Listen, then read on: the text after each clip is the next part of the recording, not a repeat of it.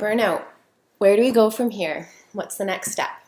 Today we're going to explore the where of mindfulness, both where we can practice, where are we in terms of our own burnout, and where do we go once we figure that out.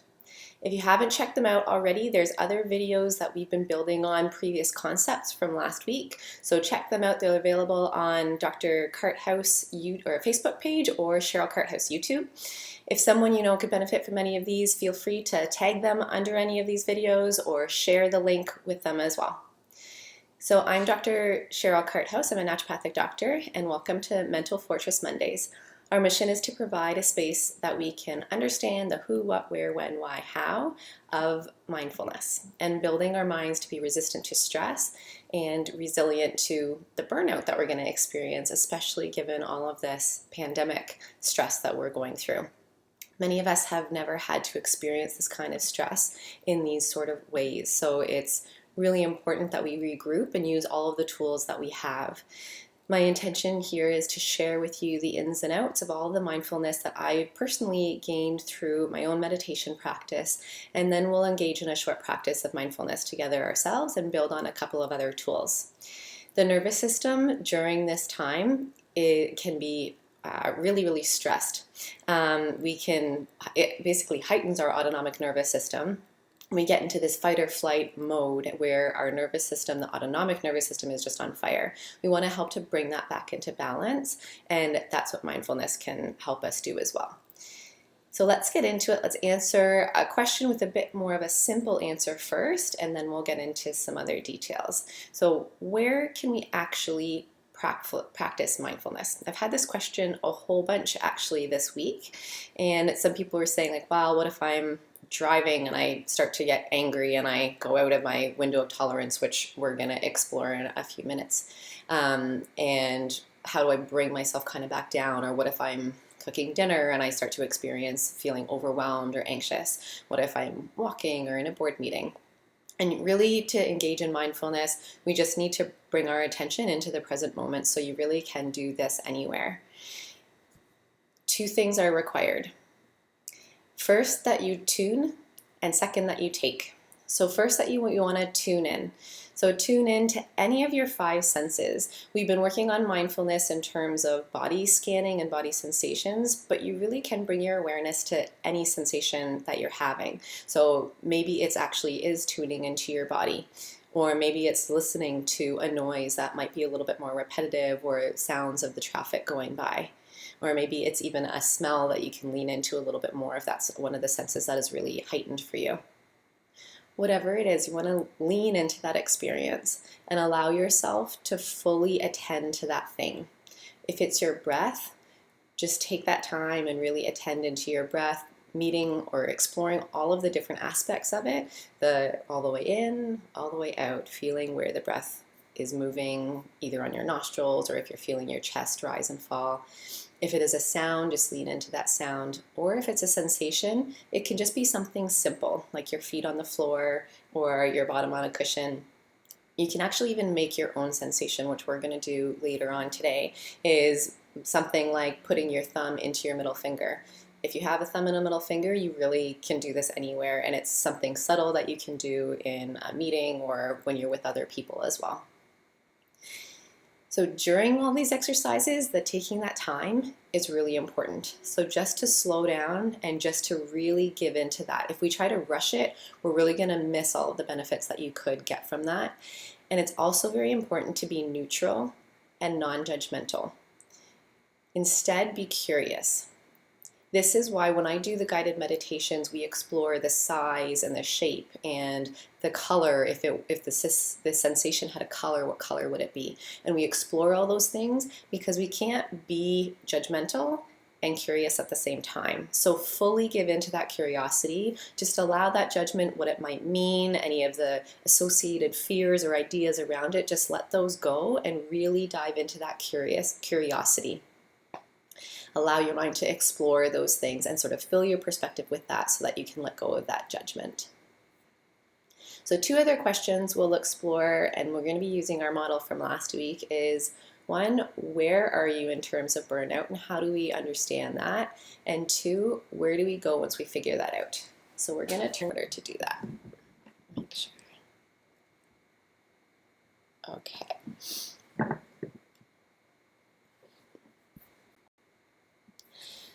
So the steps of our model are to gauge, to ground, and then to decide to go, to gauge, to gather, and then to decide to go or ground.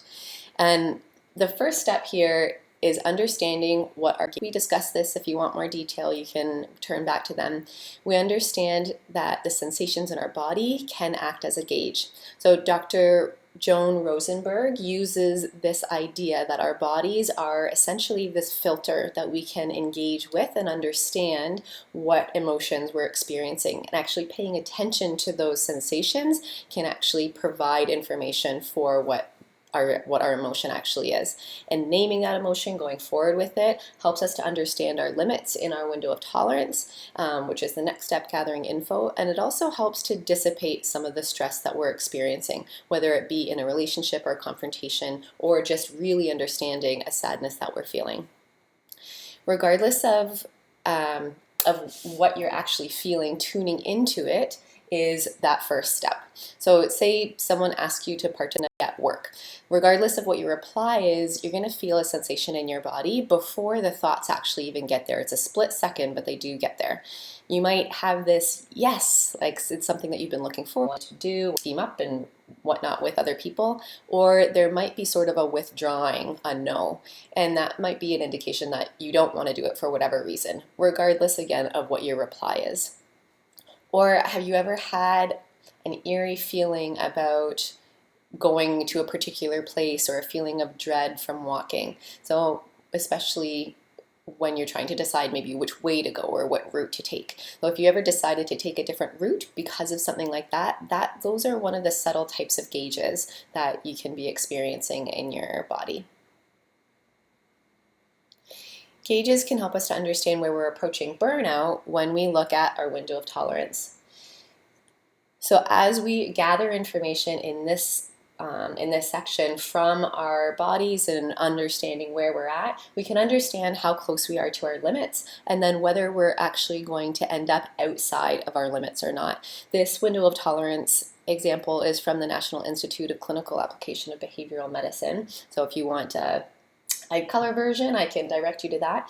When we end up being outside our limit of tolerance on the upper side, we end up being hyper aroused. It's like a volcano exploding. We might feel anxious, angry, out of control, overwhelmed. He just wants to do this fight or flight, run away response. It's not something that you choose, actions that take over. And then on the other side, when we're hypo aroused, this is where we might feel spacey or zoned out, even numb or frozen. Your body just kind of wants to shut down. And choose, it's a reaction that happens. Stress and trauma both shrink this window, and these are all things that we're going through right now. We want to be able to, as best that we can, try and expand this window and then stay in it as best that we can. And mindfulness can do this for us.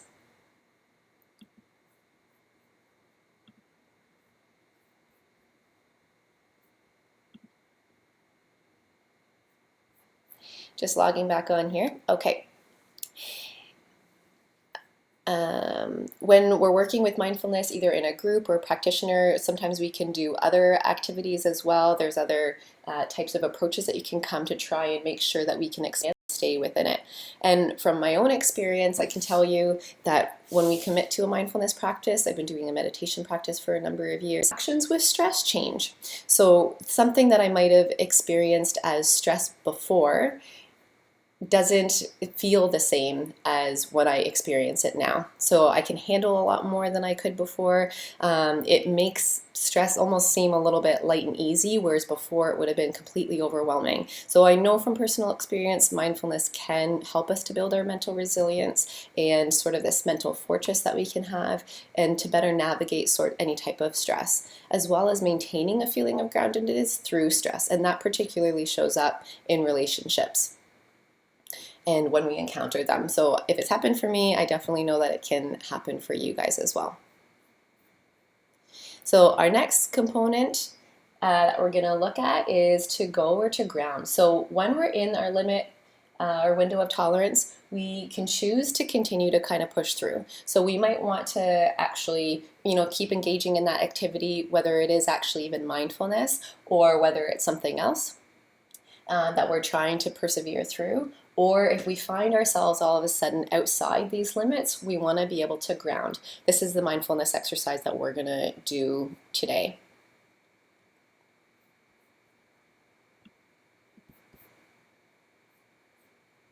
Okay. So the gauges that we practiced last time are helped us to understand where we are within this window. I'm going to ask you guys to just close your eyes for a minute and just to tap in right in this moment. This isn't our mindfulness activity yet, actually. We're just going to explore this and tap into where you are, see where your body sensations are. If there's something that's salient that's popping out to you right now, or do you feel calm? Sometimes actually even just bringing our attention to that present moment and tapping into the body can actually help to calm as well. And that's one of the benefits of mindfulness in the moment. The longer term benefits of mindfulness and a meditation practice come after a lot of practice, or not actually even a lot of practice, just some practice, even just as little as 3 weeks.